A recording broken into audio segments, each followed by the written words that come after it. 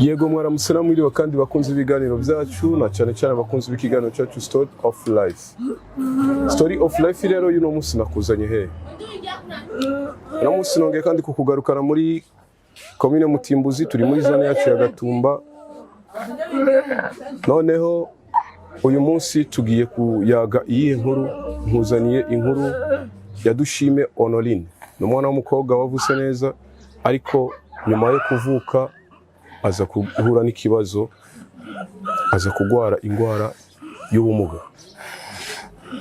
Noneho niyo nkuru uyu munsi tugiye gukorana, ariko mbere ko twinjira mu kiganiro nyezina reka maze nkwibutse ko kuri micro iri kumwe na Felix Yabonimana. Iyi ni Blue TV, nyuma kamera turi kumwe na Joachim. Reka rero ngusabe rimwe na rimwe duhite twinjira mu kiganiro cyacu nyezina. Jewe nitwa Nzigo Denise, ndi nyina w'uyu mwana Dushime Honoline. Uno munsi twaramutse tugendera aha iwanyu, ariko turashaka anini ubuzima bwa Dushime Honoline. Dushime Honoline yavuse ryari? Dushime Honoline yavuse gute kugira arinde ameruko tumubona? Dushime Honoline yavutse mu 2004 kwezi kwa kane itariki 2008. Niho yavuka. Rero ahantu twari dutuye tuba, sinzi ko ariho natangure kugira ingorane ari mu nda. Haza kuba igihe abasendede baza mu gihugu, hari ukuntu bahora bagira amakambi. Rero icyo gihe rero je nari ndamufise ari mu nda, baza guhatembera mu ijoro ahantu twari dupanze. Cyanda mera nk'usiduka kubera twari tumenyereye kubabona. Kujya gusiduka mu nda umwana turaguma, abaraza rero mu rupango ngo baje gutembereranye n'urupango. Nje nca niruka njya mu nzu. Kujya kwiruka kuja mu nzu, baza ari gusatira mu rugo, babazanye n'urugo ati ujya mugore yinjiye hajya ni wahe? Natuzi. Nasohoke atubona. Basi ibyo birahera bukeye turagumaho. Umwana havutse ndamuvyara neza. Mbona akomeye. Mugi nyuma y'amezi 4 byo kuvuga ngo uricare ku mwana yicare ntivyakunda. Yacarambarara wese, izo sinijyafata mugongo ntiwafata. Mu nyuma rero ntangura kuja kwa muganga kwa Rojanti twaragiyeyo, kuri Prince Reja turagenda ariko ntivyakunze. Imiti twaramuhaye ariko ntivyakunda. Niyo mpamvu rero twaciye tuvuga ati nta kundi ko byanse kwa muganga aho hose. Duhitamo kuja mu masengesho. Aguma muri ubwo buzima mu masengesho gushika n'uyu munsi araho uko nyene. Noneho aho ko tubona arimo kugira ivyo ntiyoba yarusha. Ari gihe yanka kwicara kuri agatebe. Bigasaba ko tumushira hasi ku karago ajyame. Naho nyene ari gihe ahagumaho nk'iminota 30 naho nyene akagumuka kahanka byose. Mbo ndakeka aho ngaho rero yarusha. Ko mbona umenga asa n'uwarusha. Je naringize ubwoba gatonya. Noneho reka tugaruke ku nkuru yiwe rero. Nyuma yo kuja kuri ivyo bitaro bakakubwira yuko arwaye. Ni ihe ngwara bakubwiye ko arwaye? Bambwira yuko yoba yarakanze. Ubukango. None se nta vaccine wari waramubwirije? Zose narazikoresheje naje banangize vaccine. Yari yavutse neza akomeye neza. Ariko dusubiye nyuma gato wavuze ko office inda yiwe hari ikintu cyagukanze. We uranakeka uvuga ati kumbure kubera ko noba narakangutse office inda yiwe yoba ariyo mpamvu yaciye ameruko. Nyuma y'amezi 4 yatanguye gutangura guhura n'ubwo bumuga. Noneho duha inkuru rero byagenze gute rero ubuzima bwiwe rero? Rero ubuzima bwiwe uko kuntu rero kuri amezi 4 amezi 5 6 kugira aho nyene ngo agiye cyari kibazo kwari kurwana. Muganda mutwe nko ku masengesho twamuha nk'akayi akakano. Mugabo kakano kavuga ati je ndipanze kumufata. Agize ntiwakonye. Ubwo buzima rero nubu arimwo nukunyene ntubona ko kuboko kumugende kumeze nukunyene. Ese mu buto bwiwe ntiyigeze yavura nk'abandi bantu? Oya. Abaticara ntiyigeze no kwicara. Oya. ntigeze yicara noneho uko agenda akura none se aha aravyumva ivyo nk'ubu kubera mbona je ngumamvuga acha yibaza ko je mfise ikibazo yibaza ko ari wowe ufise ikibazo okay noneho tubwire rero ubuzima bwiwe ubu rero abayeho gute afise iyihe myaka duharuye nko kuva mu 2004 mu kwezi kwa 4 ari mu myaka 10 cyangwa 10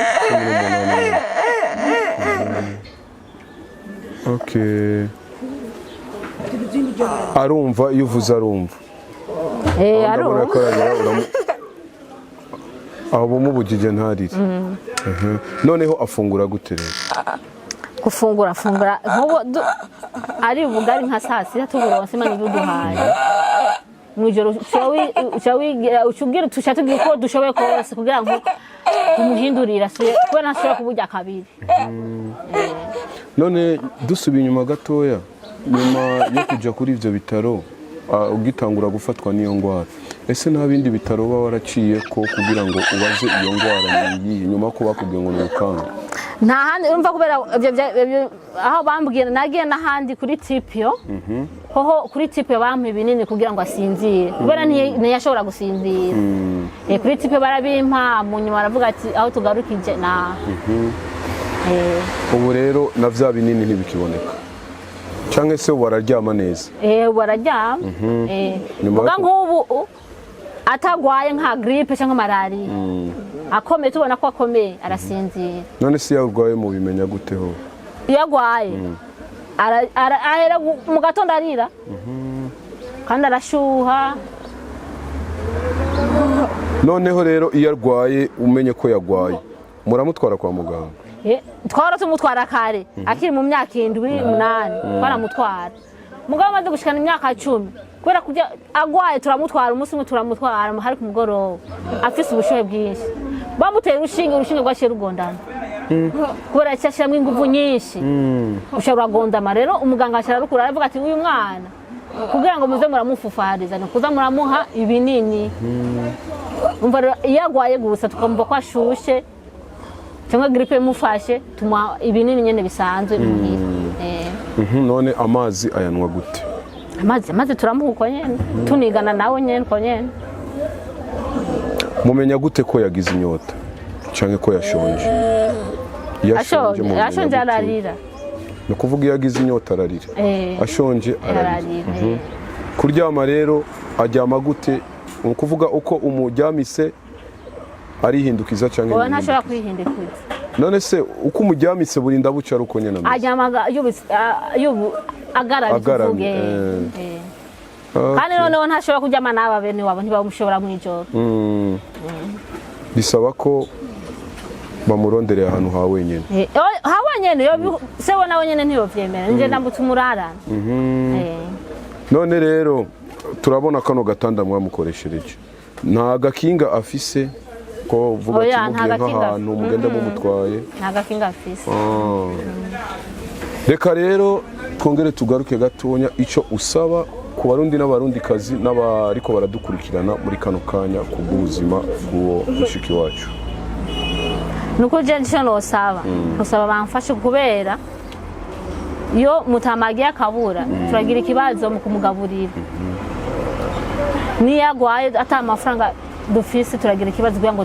tumugure n'ibyo binini kubera twese uruhagarara rusha ruba mu nzu nukuri nosaba yuko abo mbona bose bakabona n'uyu mwana kandi nko ngaho nyene turi ngahasi wacu turapanze turi mu buzima bwo gupanga umva byo byose n'ikibazo nukuri abo mbona cyangwa abo bona uyu mwana Imana ikabashaka agatima k'urukundo akagira icyo bokora kubera uyu mwana wanje kubera na jewe ndarushe aha muhira honyene aho mvuka je barabonye ko ndushe bandugikira urya mutoyi wanje kugira ngo amfashe noneho hari ikindi kibazo gise kiza nk'ubu harashitse ari nk'umugomba kuja nko gusenga canke gutembera ahandi hantu bigenda gute mugenda mu mutwaye canke mu karakiri mu myaka kuva mu mwaka umwe mu myaka 6 twaramujana ariko ubu kubera ubasigaye ameze nk'umweme ngo kubera aremereye areba agakuze ubu umwe arahitamwe akagenda uwundi agasigara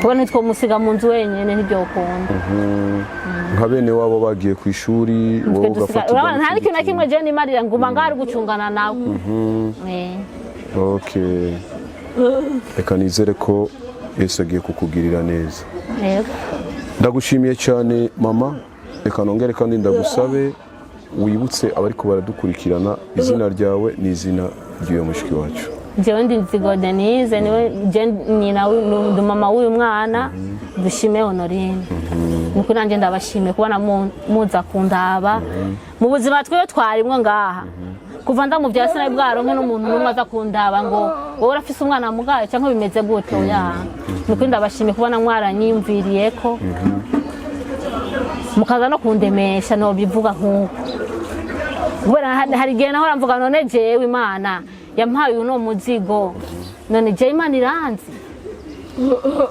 cyangwa Imana ntinzi ariko rero kubera nk'uyu munsi ni kuba turi mu rupango n'ahandi ho yaba twari tuburi aho twaro dupanga kare ngira bacha bavuga ati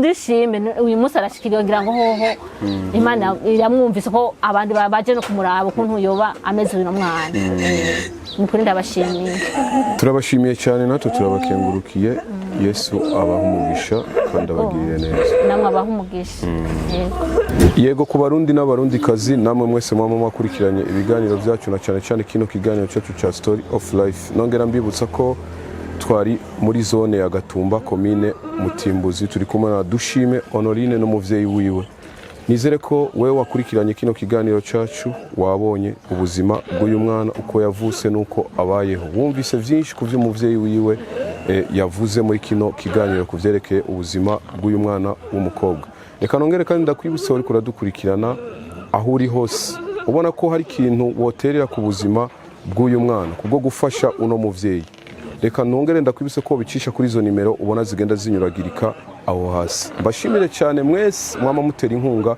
ku biganiro nk'ibi namwe mwese mwama mushigikira abantu bagendana ubugwayi nk'ubw'uyu mwana w'umukobwa reka rero ndagushimire cyane nawe wari kuradukurikirana kandi nawe wese ufise agatima ko guterera ku bw'uyu muryango ndabibutsa kandi ko iyi yari Buru TV kuri micro irijwe umumva yari Felix Habonimana nyuma kamera twari kumwe na Joachim Yesu abampera umugisha ndabakunda cyane mwarahezagiwe bye bye